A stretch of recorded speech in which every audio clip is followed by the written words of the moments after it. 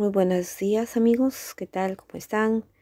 Em, Recibí este libro por PDF titulado Los misioneros de Satanás y me resultó muy interesante porque hay datos históricos importantes, información que tiene que ver mucho con los orígenes oscuros de la secta de los Testigos de Jehová, quienes los financian, de dónde recibió su mayor capitalización, apoyo, respaldo político y también financiero, y por qué razón, como muchos de los testigos que hemos sido durante la década de los 70, 80, 90, nos hemos dado cuenta que la Watchtower siempre nos quiso poner por delante el tema del nuevo orden mundial, nuevo sistema de cosas, eh, todo lo relacionado a otras cuestiones que no tienen nada que ver con temas espirituales ni bíblicos. Por esa razón, me gustaría compartir una porción del capítulo relacionado con los superiores invisibles. Está en la página 52 de este PDF. Quien quiera adquirir este libro se lo puedo dar totalmente libre. También lo pueden descargar de internet. Y yo con muchísimo gusto, ¿no? Estoy compartiendo una porción de él porque me pareció muy interesante el poder enseñarles cómo este culto, pues en realidad es un sistema de creencias anexados a muchos intereses políticos de yanquis, gringos, estadounidenses, con proyectos de bastante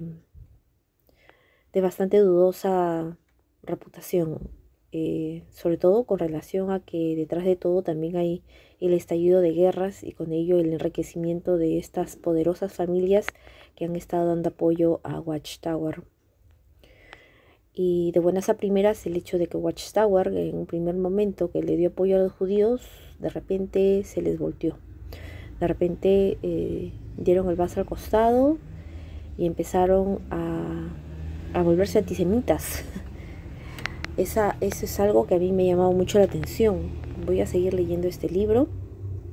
Lo estoy poniendo en una lectora que la verdad que no es muy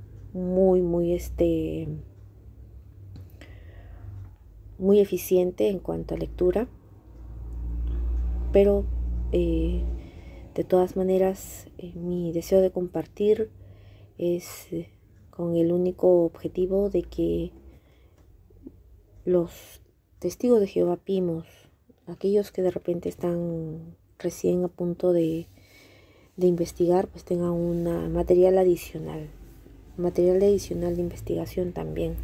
Si lo desean, ya les comunico que se los puedo enviar de forma libre. Aquí ya no hay restricciones para nada. Así que mucho oído a la información que ha de venir, y eso nos va a permitir atar muchos cabitos con relación al origen de esta secta. Que tengan muy buenos días.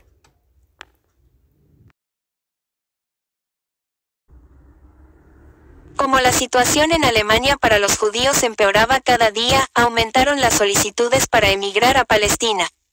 Muchos pensaban que esa era la única esperanza de sobrevivir. En 1935 emigraron más de 62.000 judíos. La emigración hacia Palestina se detuvo en 1939, debido a un decreto de las autoridades británicas que limitaba el número de inmigrantes a ese país. Es una vergüenza que los ingleses incluso hundieron varios barcos con refugiados judíos frente a las costas de Palestina. 600 judíos murieron ahogados. De la misma manera es reprochable que los Estados Unidos reaccionaran con indiferencia inconcebible frente a la tragedia de los judíos. El gobierno de este país se negó a actuar contra el sistema de terror de los nazis. No implementaron ninguna acción de salvamento. Peor aún, pusieron trabas para impedir la emigración de los judíos procedentes de Alemania. Cuando en Bratislava nació un plan para salvar a los judíos en Europa, el líder sionista David Ben-Gurión dijo que el dinero, un adelanto de $200.000 que pidieron los nazis a cambio, era demasiado. El plan fracasó.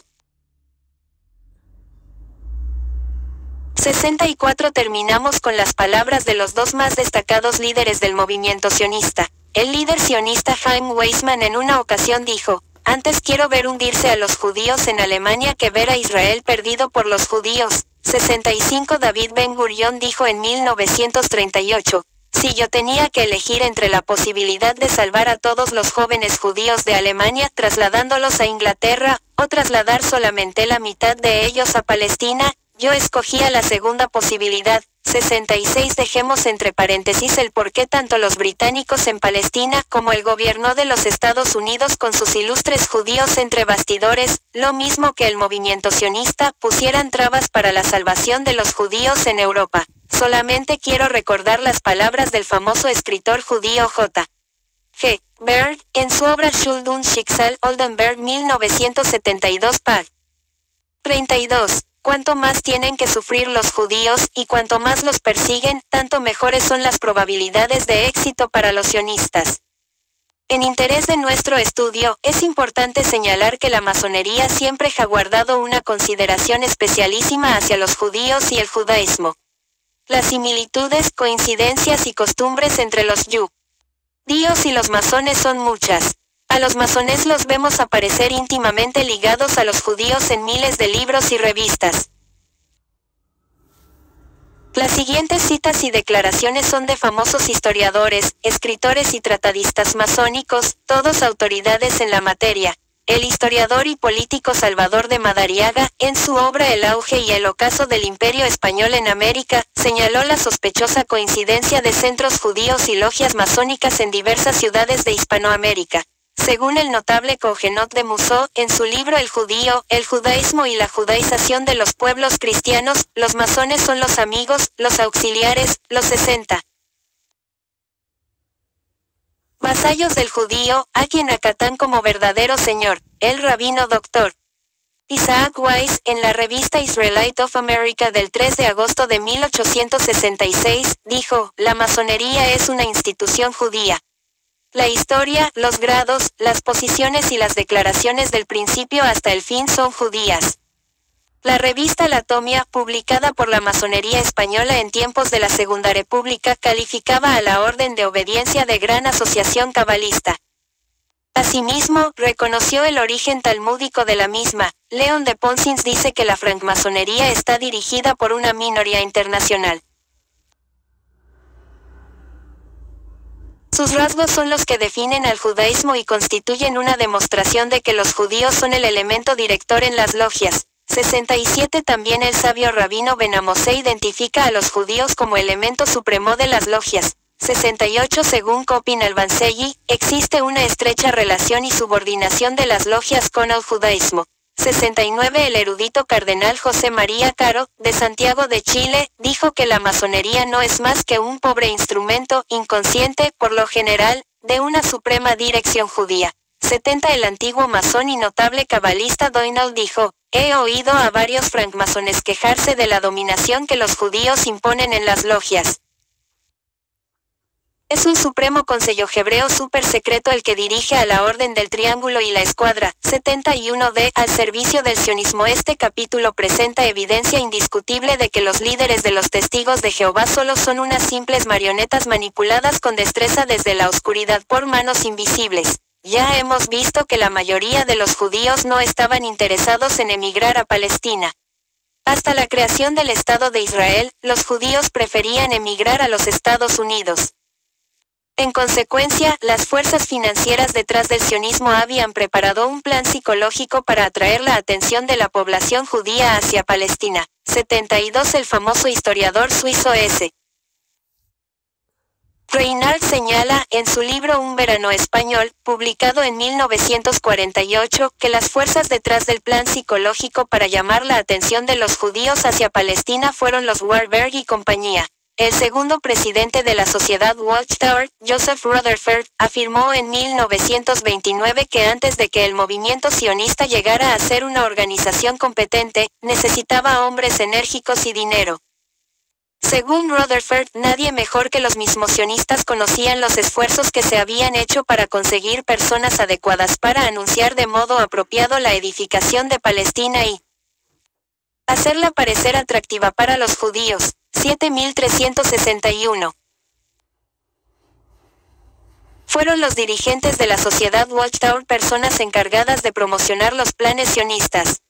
Ha participado la Sociedad Watchtower en la obra psicológica planeada por los hombres detrás del sionismo. Aunque suena a fábula, el primer y más grande promotor del sionismo en los Estados Unidos fue nada menos que Charles Taze Russell. El escritor David Horowitz, en su fascinante libro Pastor Charles Taze Russell An Early American Christian Zionist, New York 1990, dice que el pastor Russell fue uno de los primeros cristianos americanos que anunció la vuelta de los judíos a Palestina. Russell fue sionista antes de que el término existiera. Las siguientes citas se refieren a este libro. Benjamin Netanyahu, ex embajador israelita ante las Naciones Unidas y después premier de Israel, dijo, David Horowitz hizo calificar las creencias y trabajo de Charles Taze Russell. Desde hace tiempo ha sido indispensable un reconocimiento del importante papel del pastor Russell como defensor del sionismo. Asimismo, la embajadora de los Estados Unidos en las Naciones Unidas, Jan Kirkpatrick, dijo, este es un informe fascinante acerca de un hombre olvidado y un capítulo descuidado de la historia del sionismo. El representante del B'nai B'rith para las Naciones Unidas, el Dr. Harris Schumberg, dijo, las extraordinarias reflexiones de Charles Taze Russell acerca del judaísmo y del sionismo han suministrado discernimiento nuevo sobre el apoyo para el movimiento sionista en los Estados Unidos. Muchos años antes de que Theodor Herzl expusiera en su Estado judío las soluciones políticas y económicas del sionismo, Russell se estaba manifestando como gran promotor del sionismo y amigo de los judíos. Ya en 1880 había comenzado a predicar que los judíos iban a volver a Palestina. Un año más tarde fundó la Sociedad de Tratados de la Torre del Vigía de Sion, conocida hoy como la Watchtower and Tract Society of Pennsylvania. Entre muchos, publicó un artículo de 32 páginas llamado El mensaje de Dios para consuelo de los judíos. Todo el capítulo 8 del libro Estudios sobre las Escrituras, tomo 3, está dedicado a la causa del sionismo. Para estimular la emigración hacia Palestina, Russell publicó un periódico en yiddish llamado DSH Time, en español La Voz, que con la ayuda de los sionistas circuló por todo el mundo. Notable fue el hecho de que se distribuyeron millones de copias gratis. Otras publicaciones de la Watchtower ofrecieron las últimas novedades con relación al sionismo. Asimismo, Russell publicó 12 artículos con temas sumamente importantes concernientes al sionismo, titulados El pueblo escogido por Dios, en el Overland Monthly, un periódico con una tirada de 75,000 ejemplares. Tuvo Russell relaciones con los sionistas. Tuvo apoyo de los financieros entre bastidores. Una prueba fuerte la encontramos en una conferencia celebrada en 1891 en 62. ¿Quién fue este Rabinovich en realidad? Tras el asesinato del zar de Rusia, Alejandro I, Joseph Rabinovich se había levantado en 1882 como gran líder sionista en el sur del país. Este promotor del sionismo era un importante comerciante y abogado. Su movimiento sionista se asentó en Kishinev, donde vivían más de 50,000 judíos. Russell no solo visitó al promotor sionista Joseph Rabinovich en Kishinev y al gran líder sionista Asher Ginsberg en Odessa, sino se encontró también con diversos líderes judíos y sionistas en Palestina. Está fuera de toda duda que para organizar este viaje, Russell tenía que tener conexiones a escala internacional, o sea, conexiones sionistas. No cabe duda que el primer viaje de Russell a Europa y Palestina estuviera planeado por personas que tenían contactos internacionales con los sionistas. La organización de Russell hasta aquel entonces había sido muy pequeña y de poca importancia en los Estados Unidos. Solo había asociados en Canadá e Inglaterra. Es imposible que Russell hubiese tenido tantos contactos internacionales cuando emprendió su viaje mundial. Uno de los primeros ministros de Asuntos Religiosos de Israel, Yonah Malachi, describe muy detalladamente el papel histórico del pastor Russell como defensor del sionismo. También afirma que Russell, durante su visita a Israel, se reunió con el Dr. Levy, del Executive Zionist, y otros líderes judíos. 76 También la prensa judía americana afirma que Russell mantuvo relaciones amistosas y excelentes con los líderes judíos. 77 se ha comprobado también que Russell era amigo del famoso rabino Stephen Wise, masón y líder de la B'nai B'rith. Igualmente se sabe que un gran número de notables judíos y líderes sionistas pasaron a menudo de visita a las oficinas en Brooklyn. Añado que en un discurso de Russell, publicado en Austria por el Neues Wiener Journal del 23 de marzo de 1911, pág. 6, se afirma que el pastor era muy amigo del fallecido Theodore Herzl. La evidencia muestra que Russell estaba muy bien informado sobre todo lo que contemplaba el movimiento sionista. Parece que no solo tenía contactos directos con los líderes del sionismo, sino también con los hombres entre bastidores.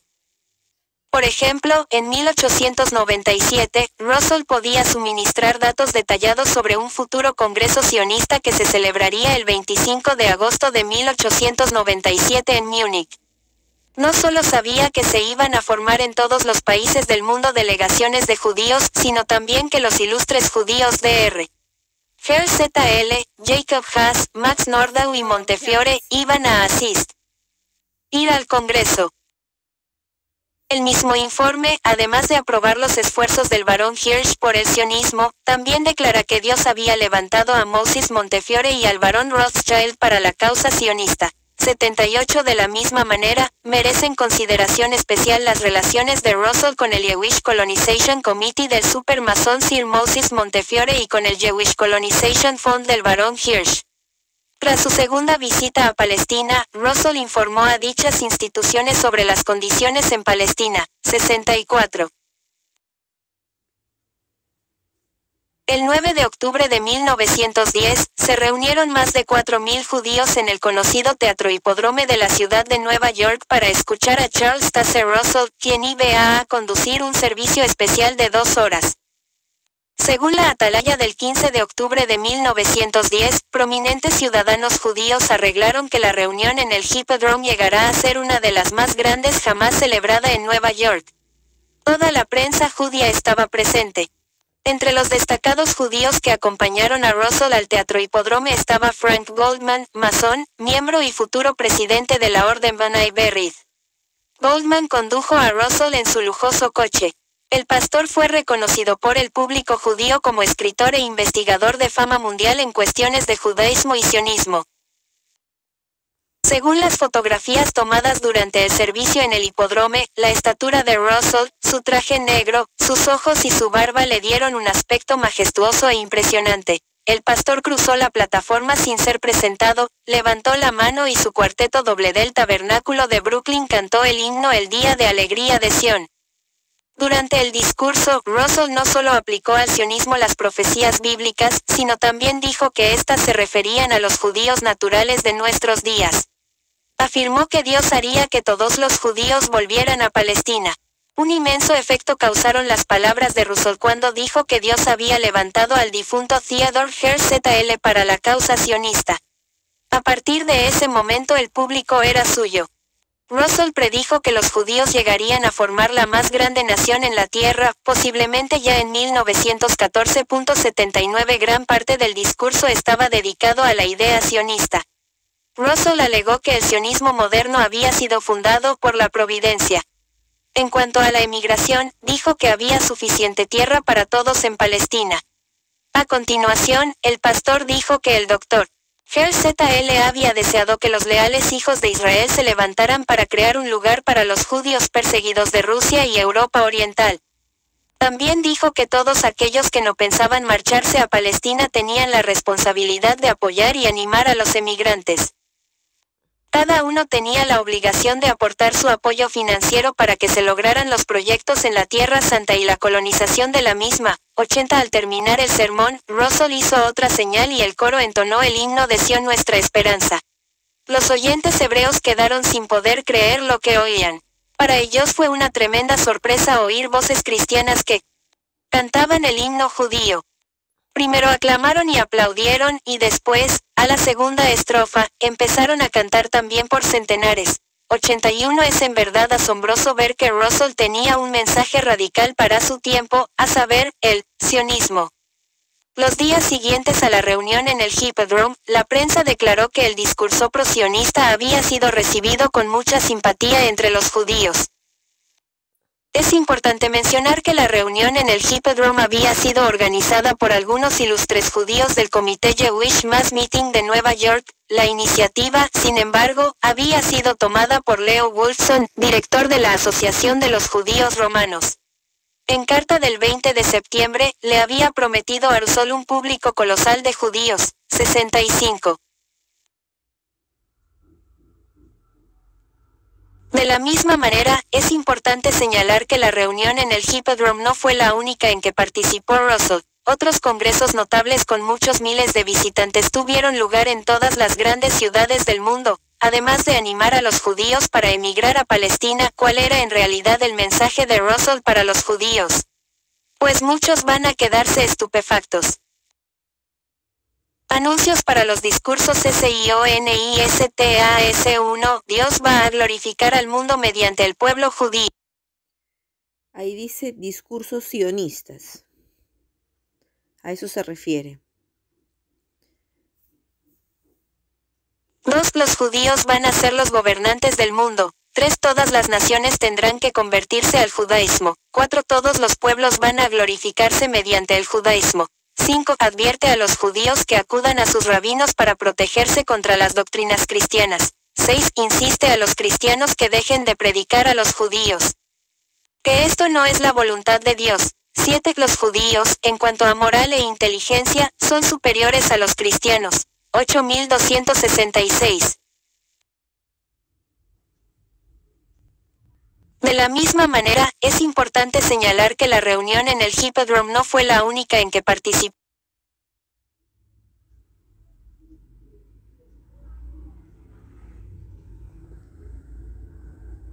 El famoso rabino Bruno Kirchner escribió en 1927, los estudiantes de la Biblia forman parte importante de la judaización del cristianismo. 83. Ingo Goldberg dijo, en su libro Der Jüdische Mechanismus durch 1995, todas las sociedades secretas como los francmasones, alquimistas, rosacruces y teósofos, se basan en la enseñanza secreta de la Cábala.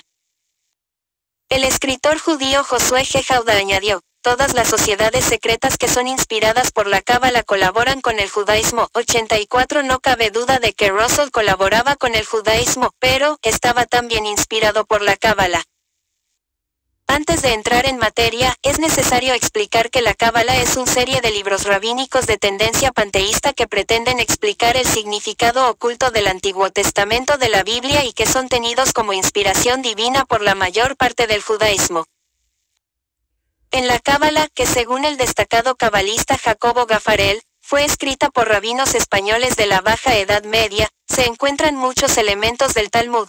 Llega por ejemplo al extremo de convertir en dioses a los judíos, frente al resto de los hombres, a los que degradan al nivel de pequeños animales. 85. Pero la Cábala es más.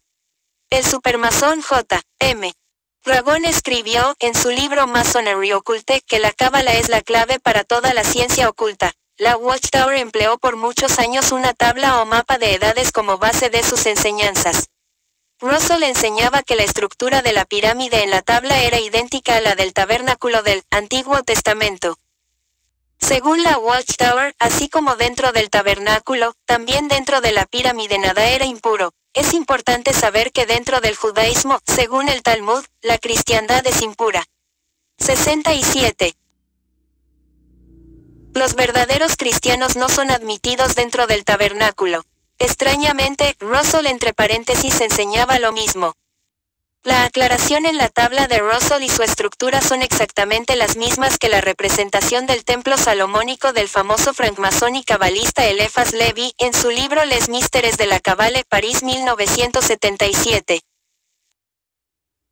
En la tabla de la Watchtower, el orden de la construcción de la pirámide está dividido en 3 niveles que muestran, entre otras cosas, la existencia del reino espiritual de los iluminados. Espíritu, la gran compañía, los iluminados, el hombre, Israel establecido la materia, la humanidad bajo el mando de los iluminados. Los cabalistas consideran el proceso, que tiene como fin el nuevo orden mundial, como una transformación o reformación mundial.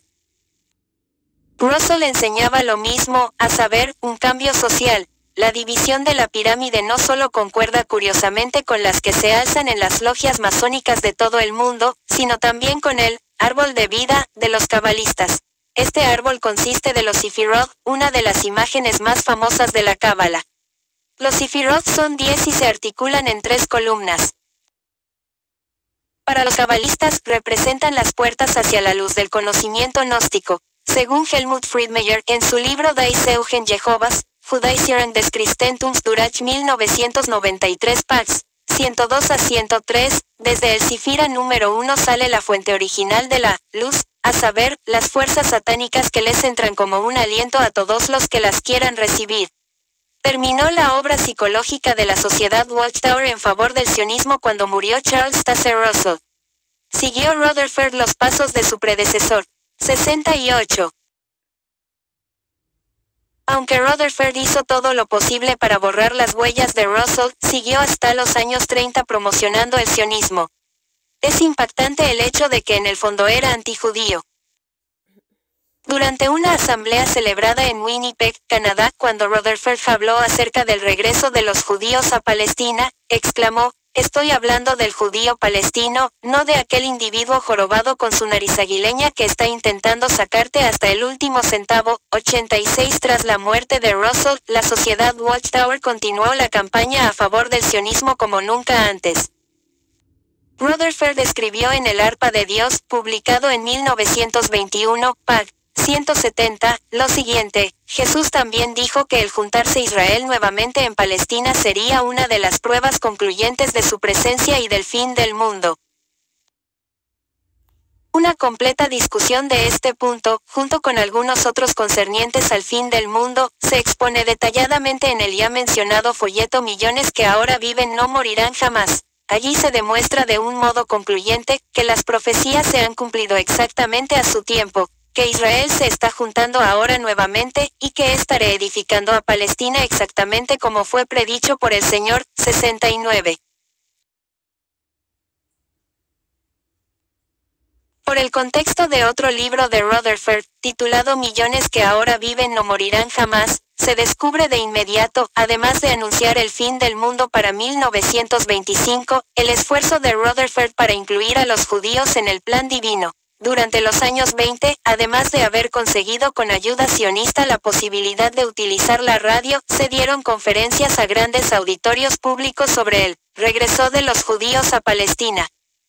En octubre de 1925, Rutherford publicó sus discursos radiofónicos a favor del sionismo en el libro Consuelo para los Judíos.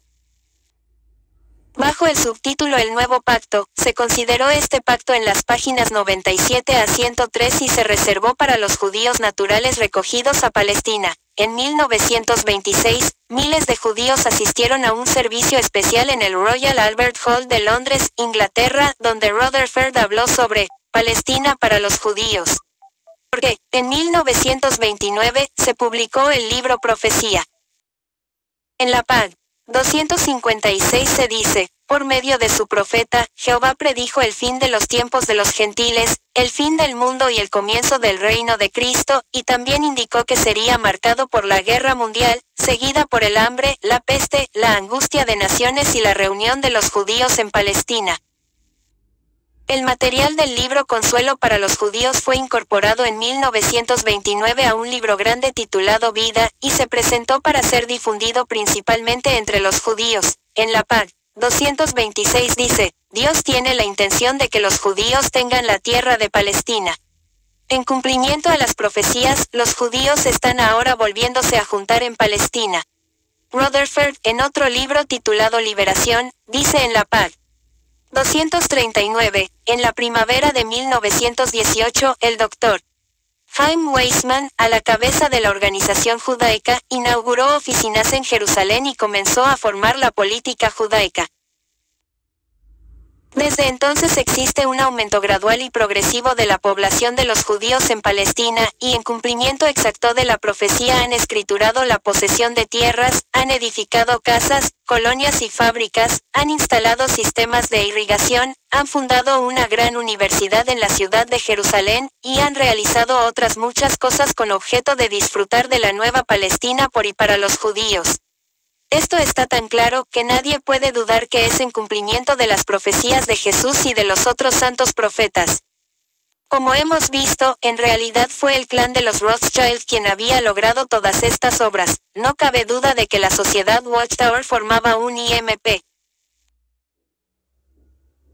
Importante eslabón en la obra psicológica de los sionistas. Consideración especial merece la invitación a Rutherford para participar, el 1 de abril 1925, en la apertura de la primera universidad en Palestina y visitar el Rishon LeZion, propiedad de los Rothschild. 87 Rutherford, como representante de la sociedad Watchtower, fue invitado a hacer el viaje de Nueva York a Palestina junto con 350 judíos prominentes en el buque President Arthur. Por razones desconocidas participó en el viaje 70. A. H. Macmillan, otro líder de la secta, en lugar de Rutherford. Notable es que entre los otros invitados se encontraban personalidades como Lord Balfour, Herbert Samuel, el barón Hirsch, el Dr. Levy y Chaim Weizmann, todos distinguidos por el papel que estaban jugando para la causa sionista. Recibió la Watchtower apoyo financiero de los poderosos detrás del sionismo. Es importante subrayar que Russell consiguió la mayor parte de su fortuna después de haber fundado la sociedad Watchtower. Resulta difícil definir con precisión de dónde adquirió tanto poder y dinero. No es lógico que lograra sus riquezas con la venta de literatura. Un dato primordial que hay que tener en cuenta es que la organización en aquellos días no era la misma que la de hoy. Era una organización muy pequeña. Un segundo aspecto es que durante todos aquellos años, Russell distribuyó millones de libros, revistas y tratados gratis, mantuvo 76 trabajadores en el cuartel general en Brooklyn, pagó más de 2.000 periódicos diferentes para publicar sus sermones, cubrió las deudas de las sucursales en otros países, alquiló teatros y edificios para sus discursos, etc. 88 ¿Cómo podía pagar todo esto? Se sabe que Russell estaba a menudo de viaje por todas partes del mundo. ¿Quién pagó estos viajes? ¿Cómo podía invertir en minas de plata y conseguir acciones de las más poderosas compañías del país? En vista de la evidencia, la única respuesta es que Russell recibió un cheque en blanco de los poderosos en la sombra. Muchos opinan que la Orden de B'nai B'rith ha jugado un papel importante en la historia de la sociedad Watchtower. La investigadora en el campo de la política, Edith Starr Miller, Lady Queensborough, afirma en su obra A Cold Theocracy, California 1931, que la B'nai B'rith también es responsable del despliegue de la secta de Russell. Uno de los mejores especialistas en el tema, Fritz Schlegel, en su espléndida obra La verdad acerca de los testigos de Jehová, afirma que toda la obra de la Watchtower está sostenida por el grupo bancario judío de Hirsch. 89 Como hemos visto en otro lugar de esta obra, el banco de Hirsch forma parte del imperio de finanzas de los Rothschild, los Warburg, etc. Según Alexander Edge, miembro de la B'nai B'rith, en su libro Der Bund B'nai B'rith und sein Bedeutung für das österreichische Judentum Bremen 1985 Pax 31 a 33, la colaboración de los grandes institutos como las fundaciones del barón Hirsch son imprescindibles para la B'nai B'rith. Recordemos también las amistades de Russell con los grandes líderes de la B'nai B'rith. Gunther Pape, ex prominente miembro de la secta en Alemania, me aseguró en una carta personal que durante aquellos años las transacciones de la sociedad Watchtower entre los Estados Unidos y Alemania tuvieron lugar mediante los bancos de los Warburg. 90 Se comprueba también que el dirigente de la sociedad Watchtower en Alemania, Kotitz, mantenía contactos y relaciones con los Warburg. 91 Durante una protesta contra los estudiantes de la Biblia que se efectuó el 21 de enero de 1924 con participación de la Facultad de la Universidad de Zurich en St. Gallen, Suiza, el conferencista principal, el profesor Kohler, dijo que no entendía de dónde venía todo el dinero que utilizaban los estudiantes de la Biblia para su obra. 92 Él no quería 71. A. H. Macmillan, otro líder de la secta, en lugar de Rutherford.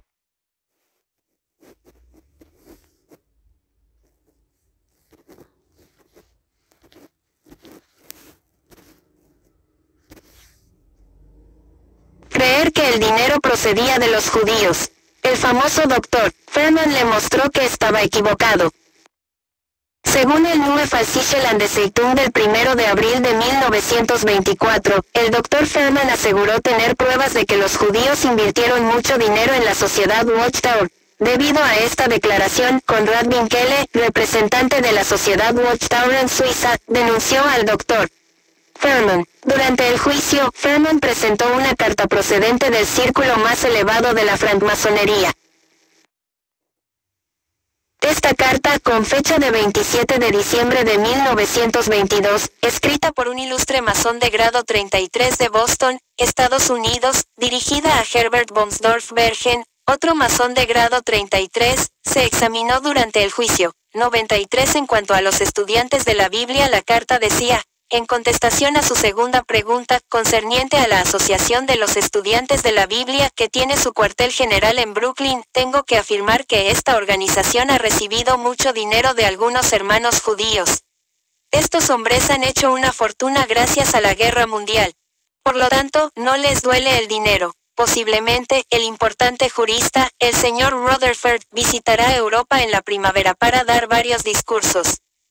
No es de dudarse que usted conozca a muchos hermanos que trabajan en la prensa, así aprovecho la oportunidad de pedirle a usted, estimado hermano Bomsdorf Bergen, que se encargue de que los periódicos en Suiza no publiquen artículos negativos o críticas en relación con estos discursos. Asimismo, le pido que se esfuerce en que no se publique información en contra de los estudiantes de la Biblia. Dependemos mucho de estas personas, ellos no son muy útiles. ¿Qué más le puedo decir? El principio para conquistar un país es aprovechar sus debilidades. Nuestros enemigos en Europa son los católicos. Sus dogmas nos fastidian mucho, por eso tenemos que hacer todo lo posible para disminuir sus partidarios y hacerles quedar en ridículo. Durante el juicio se informó que Herbert Bomsdorf Bergen había recibido esta carta a principios de enero de 1923. Bomsdorf mismo declaró que él había publicado la carta en el periódico suizo Der Morgen del 18 de mayo de 1923. La carta dirigida a Bomsdorf fue publicada más tarde en diversos periódicos grandes en Suiza y Alemania. 94. El juicio duró 2 días y medio. El defensor judío de la sociedad Watchtower, el Dr. Reichstein, no pudo hacer nada. Konrad Winkele tuvo que pagar 600 francos al Dr. Furman. Igualmente perdieron en la apelación. Esta vez tuvieron que pagar al Dr. Furman 1.313.55 francos. Para escapar de la situación, los estudiantes de la Biblia ofrecieron, mediante una campaña, dinero para todo aquel que pudiera probar que ellos recibían dinero de la francmasonería. Un grupo de testigos de Jehová en Eutin había depositado 10.000 marcos en un banco con el mismo propósito. 95. De la misma manera, Fritz Schlegel, en su obra titulada La máscara diabólica de los estudiantes sinceros de la Biblia, acusa genéricamente a la francmasonería y a los judíos de mantener por todo el mundo la actividad de la sociedad Watchtower. 96. El investigador Hans Lienhardt fue uno de los primeros que escribió en 1921 acerca de los estudiantes de la Biblia y sus relaciones con el judaísmo. Lienhardt alegó que las 72 enseñanzas de los estudiantes de la Biblia formaban parte de un plan, envuelto con versículos bíblicos, para establecer un gobierno mundial. 97. En cuanto a la Watchtower, bajo Rutherford, a principios de los años 30 se produjo un tremendo cambio referente a los judíos. Los testigos de Jehová se convirtieron imprevistamente en antisemitas. Las publicaciones editadas durante estos años contienen a menudo artículos antisemitas. Poco tiempo antes de la famosa Kristallnacht, a saber, la noche en que las sinagogas en Alemania fueron quemadas, las tiendas de los judíos asaltadas y muchos de ellos asesinados, la Watchtower publicó un artículo en contra de los judíos en la revista Consolación del 15 de julio de 1938, que fue distribuida por toda Alemania. 98. Después de difamar al pueblo hebreo, diciendo entre muchas otras cosas que formaba una alianza con la organización del diablo, el artículo termina con las siguientes palabras: los judíos son el típico reflejo de lo perjudicial que es no tener la bendición de Jehová. Cortados del favor de Dios, también aquí, Alemania, están sin descanso, sembrando vientos recogen tempestades. ¿Por cuánto tiempo todavía? También es interesante anotar lo que dijo Rudolf Höss, el comandante del campo de concentración de Auschwitz. Yo estaba asombrado del punto de vista de los testigos de Jehová en el campo. Ellos proclamaban abiertamente que los judíos tenían que sufrir y morir. 99 Hasta la presente fecha no se ha encontrado una respuesta satisfactoria sobre el cambio de Rutherford referente a los judíos. No obstante, después de haber examinado el convenio Havara Transfer entre el gobierno alemán y el movimiento sionista, surgen las preguntas. ¿Concluyó la Watchtower de verdad con la obra en favor del movimiento sionista cuando dio el tremendo cambio referente a los judíos? Podemos, en vista de los millones de ejemplares de revistas y libros de la secta injuriando al pueblo hebreo que fueron distribuidos por todo el país, excluir el hecho de que los ataques antisemitas de la Watchtower hayan influido en el ambiente de aquellos días. ¿No causaron los terribles ataques antisemitas en todas partes de Alemania un aumento de las solicitudes de judíos para emigrar a Palestina? Finalizamos con las palabras del famoso escritor judío J. G. Berg: el sionismo no puede existir sin el antisemitismo. Lo peor es que precisamente los sionistas tienen gran interés por el antisemitismo. Cuanto más tienen que sufrir los judíos y cuanto más los persiguen, tanto mejor. N. Las probabilidades de éxito para los sionistas. Pacifistas y espías. Nadie podía pensar que el asesinato del heredero al trono austrohúngaro, el 28 de junio de 1914 en Sarajevo, podía llevar a la guerra. Pero como los asesinos eran acusados de haber actuado en favor de Serbia, el 28 de julio de 1914, Austria-Hungría declaró la guerra a esta pequeña nación balcánica. No tardó mucho en que todas las 73